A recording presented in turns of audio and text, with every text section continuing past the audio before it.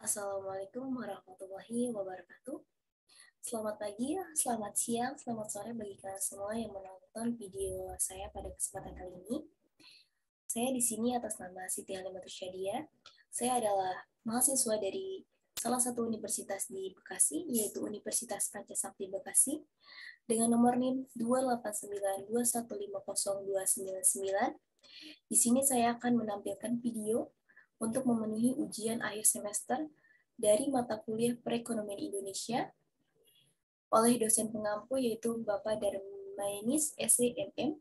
Di sini saya mengambil Fakultas Ekonomi dan Bisnis untuk Prodi Manajemen. Langsung saja kita ke next selanjutnya. Nah, pada kesempatan kali ini apa aja sih yang akan saya bahas, atau maksudnya dalam video ini saya akan membahas apa? Di sini saya akan membahas yaitu bentuk globalisasi ekonomi dan pengaruhnya terhadap ekonomi Indonesia. Langsung saja ke materi yang akan saya bahas pada kesempatan kali ini. Nah, yang pertama di sini saya akan menjelaskan ataupun memaparkan materi tentang pengertian globalisasi ekonomi tersebut. Yang kedua, saya akan menjelaskan tentang bentuk nyata globalisasi ekonomi. Yang ketiga, pengaruh atau dampak globalisasi terhadap suatu negara. Yang terakhir yang akan saya bahas adalah pengaruh globalisasi terhadap perekonomian Indonesia. Next, selanjutnya.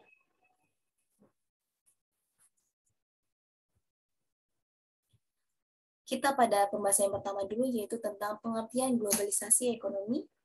Pengertian globalisasi ekonomi tersebut yaitu adalah globalisasi ekonomi adalah sesuatu yang menyebabkan terjadinya perdagangan bebas antar negara, merupakan wujud nyata dari pengaruh global dari globalisasi adalah penerapan teknologi di berbagai industri.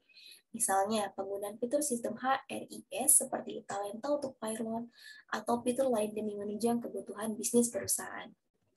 Nah, di sini masih pengertian dari globalisasi ekonomi tersebut.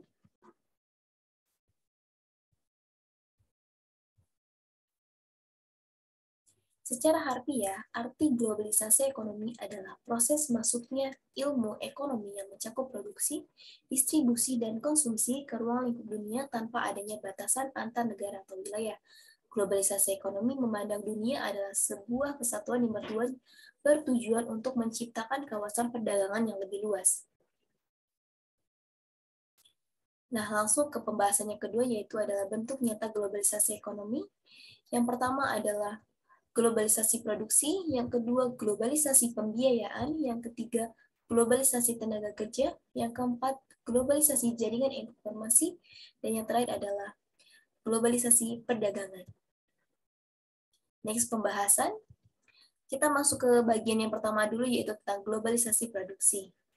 Nah, di sini globalisasi produksi adalah bentuk globalisasi produksi adalah adanya satu atau lebih perusahaan yang mendirikan pabrik di banyak negara.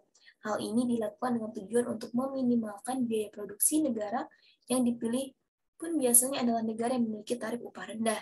Nah, selain itu tarif biaya masuk yang dilakukan oleh negara tersebut juga murah. Perusahaan yang sering melakukan globalisasi produksi biasanya adalah mereka yang bergerak di industri manufaktur. Indonesia pun telah menjadi salah satu negara tujuan untuk globalisasi produksi ini. Dalam beberapa dasawarsa terakhir ini, banyak perusahaan manufaktur kelas dunia berbondong-bondong mendirikan pabriknya di Indonesia. Nah, selanjutnya adalah globalisasi pembiayaan. Apa sih globalisasi pembiayaan itu? Nah, globalisasi pembiayaan adalah globalisasi produksi dapat dilakukan karena adanya globalisasi pembiayaan. Berarti globalisasi pembiayaan berhubungan dengan globalisasi produksi, yaitu fasilitas pinjaman yang bisa didapatkan oleh perusahaan tersebut berkelas internasional di seluruh negara di dunia. Nah, selain pinjaman, sang perusahaan global juga bisa mendapatkan fasilitas untuk melaksanakan investasi. Globalisasi pembiayaan ini kemudian memungkinkan perusahaan internasional untuk melakukan produksi dan menanam modal di banyak negara. Nah, yang ketiga apa sih? Nah, globalisasi yang ketiga adalah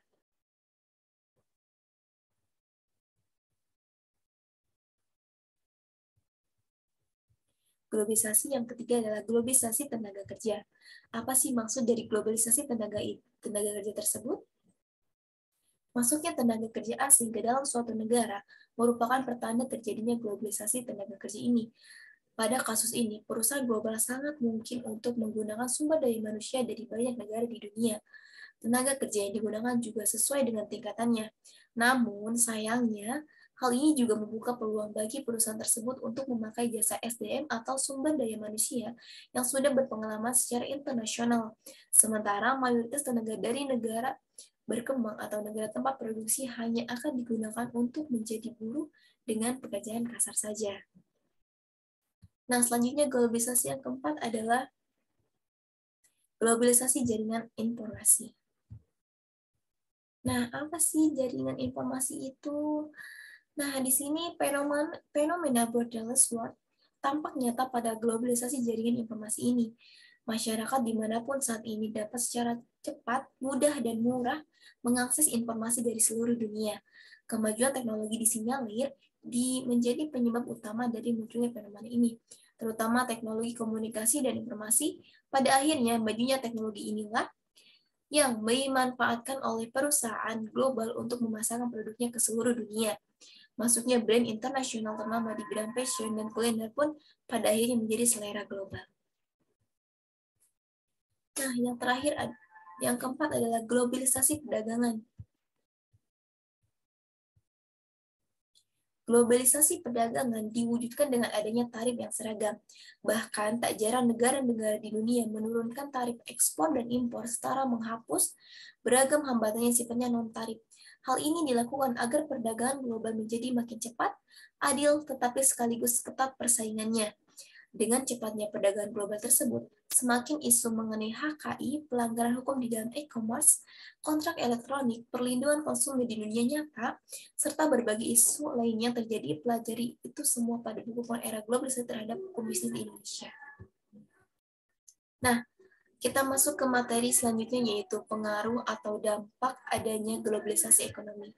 Di sini ada dua dampak. Yang pertama adalah dampak negatif, yang kedua adalah dampak positif. Langsung saja kita ke pembahasan selanjutnya, yaitu kita masuk ke yang pertama adalah dampak positif terlebih dahulu.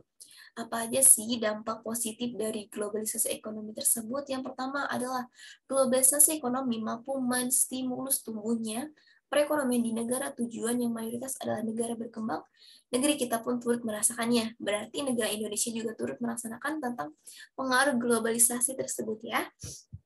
Nah, yang kedua adalah globalisasi ekonomi membuat lebih terbukanya mekanisme dan kesempatan investasi di kancah internasional. Yang ketiga, dampak positifnya adalah globalisasi ekonomi mendorong ekonomi dunia nyata untuk terus tumbuh. Tak hanya parsial dan sektoral, ekonomi dunia tumbuh menjadi secara menyeluruh.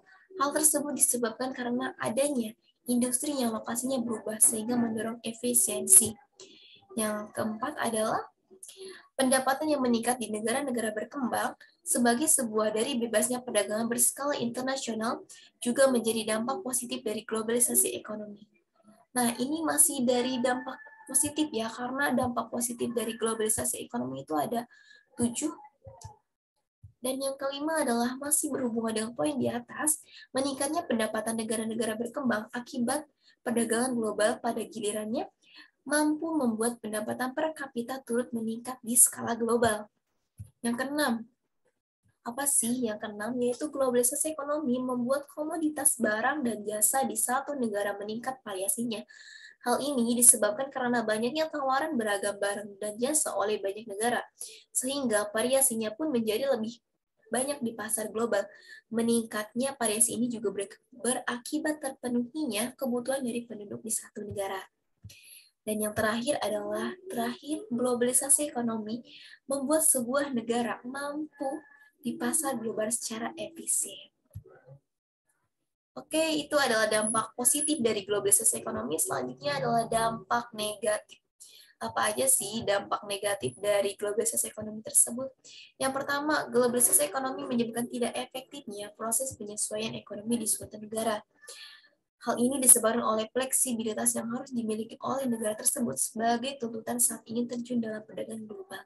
Yang kedua, globalisasi ekonomi juga mengakibatkan adanya peningkatan kondisi ekonomi yang tak stabil dan sensitif terhadap bermacam peristiwa, misalnya terjadinya perang dan adanya terorisme di suatu negara. Dan yang ketiga adalah globalisasi ekonomi memicu terjadinya kerusakan lingkungan. Hal ini karena meningkatnya pihak yang melakukan aktivitas industri dari produksi sampai konsumsi.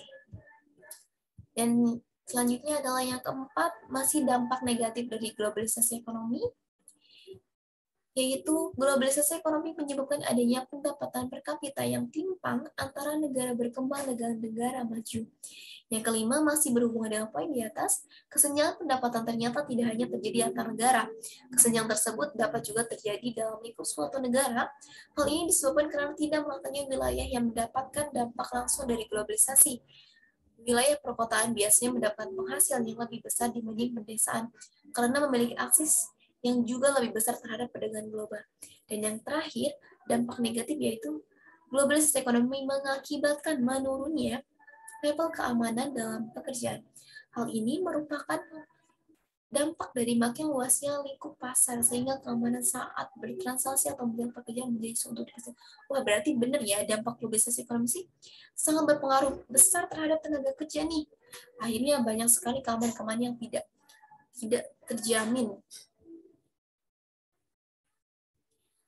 Nah, selanjutnya apa sih pengaruh globalisasi terhadap ekonomi di Indonesia? Ada 4 macam sektor yang terdampak globalisasi ekonomi di tanah air. Yang pertama adalah sektor tenaga kerja, seperti yang kita bahas pada slide sebelumnya, yaitu tenaga kerja sangat berpengaruh karena keamanan pekerjaan mereka atau transaksi. Mereka tuh sangat tidak aman pada globalisasi ekonomi yang terjadi. Yang kedua adalah investasi. Oke, yang investasi juga berarti sangat berdampak ya, maksudnya menjadi pengaruh juga dari adanya globalisasi. Yang ketiga adalah ekspor, mungkin ekspor dari negara kita ke negara luar mungkin menjadi terganggu ya. Dan yang terakhir adalah impor.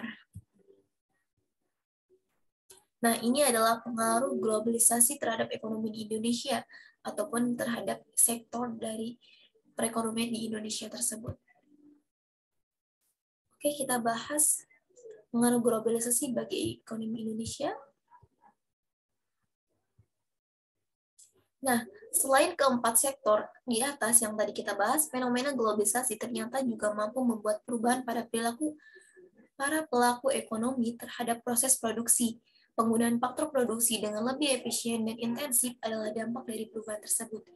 Pengaruh positif dari globalisasi ekonomi yang dapat dirasakan di negeri kita adalah meningkatnya frekuensi investasi dan perdagangan. Juga makin kompetitifnya industri di tingkat nasional. Sekali lagi, seperti dua sisi mata uang, pengaruh negatif pun harus ditanggung. Industri nasional yang makin syarat persaingan mengakibatkan rusaknya kenyamanan di kalangan masyarakat. Nah, oke, kita next ke pembahasan yang kedua masih dari pengaruh globalisasi bagi perekonomian Indonesia.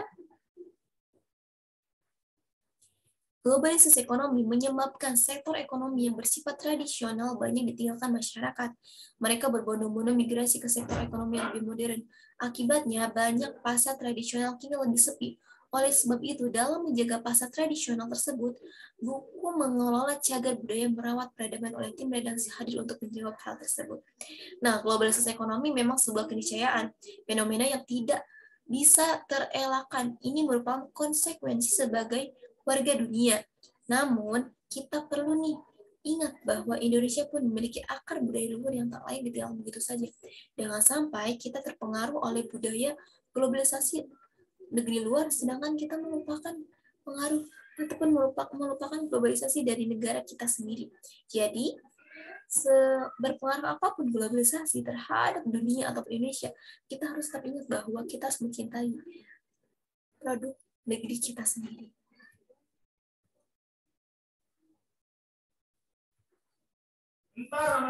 Menjadi global memang penting, bahkan menjadi tuntutan. Tetapi, seyogianya kearifan lokal harus juga dipegang teguh. Berpikir global, bertindak lokal, sekali lagi, menjadi global untuk menunjukkan eksistensi kita sebagai warga dunia itu penting, tetapi jangan sampai identitas sebagai bangsa Indonesia terkikis karenanya. Itulah materi yang saya sampaikan pada kesempatan kali ini. Saya mengucapkan banyak-banyak terima kasih yang telah menonton video saya pada kesempatan kali ini. Semoga apa yang saya sampaikan dapat bermanfaat bagi kita semua, termasuk bagi saya sendiri yang masih pada tahap pembelajaran. Dan saya memohon maaf sebesar-besarnya jikalau dalam penampilan video ini banyak sekali kekurangan atau salah pengucapan kata-kata karena saya masih di proses tahap pembelajaran. Saya Siti Halimah Tusyadia. Saya salah satu mahasiswa dari Fakultas Ekonomi dan Bisnis dari Prodi Manajemen dari Universitas Pancasakti Bekasi, mengucapkan terima kasih. Assalamualaikum warahmatullahi wabarakatuh.